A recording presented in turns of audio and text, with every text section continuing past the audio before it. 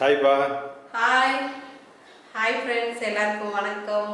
நேற்று நைட்டுக்கு பார்த்தீங்கன்னா செம்ம மழை எங்கள் ஊரில்.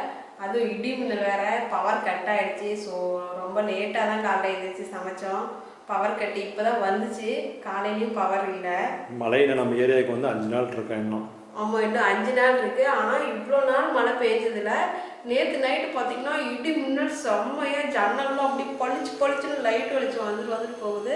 அந்தளவுக்கு எங்கள் ஊரில் மழை. ஸோ ரொம்ப லேட்டானதுனால காலையில் நான் சமைச்சிட்டு பிள்ளைங்க வந்து ஸ்கூலுக்கு போயிட்டாங்க. அதுக்கப்புறம் தான் வந்து இப்போ வீடியோ எடுக்கிறோம். வாங்க இன்றைக்கி என்ன ஸ்பெஷல்னு பார்க்கலாம்.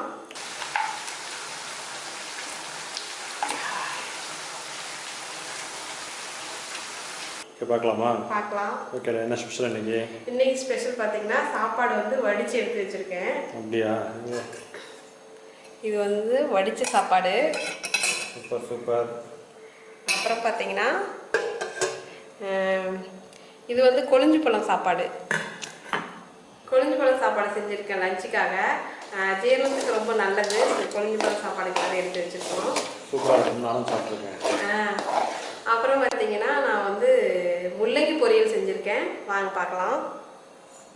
முள்ளங்கி பொரியல் பார்த்தீங்கன்னா நல்லா முள்ளங்கியை பொடியாக அரிஞ்சு எண்ணெய், கடுகு, வெங்காயம், வரமிளகாய் இதெல்லாம் போட்டு கொஞ்சம் மசாலா எல்லாம் சேர்த்து அதுலேயே நல்லா காய போட்டு நல்லா வதக்கி விட்டு தண்ணி ஊற்றி வேக வச்சு நல்லா மசாலாவில் பிறக்கி எடுத்துட்டேன். அப்புறம் பார்த்திங்கன்னா தயிரை வந்து நான் கறிவேப்பிலை, கடுகு, வரமிளகா, வெங்காயம்லாம் போட்டு தாளித்து வச்சுருக்கேன். இதுதான் இன்றைக்கி எங்கள் வீட்டு ஸ்பெஷல். குட்டீஸ் எல்லாம் சாப்பிட்டு ஸ்கூலுக்கு கிளம்பிட்டாங்க. ஸோ இனிமேல் தான் நாங்கள் சாப்பிட போகிறோம். வாங்க சாப்பிட போகலாம். மாமாவுக்கு சாப்பாடு போட்டலாம். எந்தெந்த ஊர்லலாம் நேற்றுக்கு நைட்டு செம்ம இடி மின்னலோட மழை வந்துன்னு சொல்லி கமெண்ட்லாம் சொல்லுங்கள். கொழிஞ்சு பழம் சாப்பாடு யாருக்கெல்லாம் ரொம்ப பிடிக்கும்?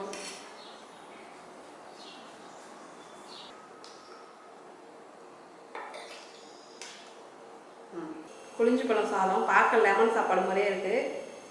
இது சைஸில் சின்னதாக, சைஸில் பெரிய சாப்பாடு.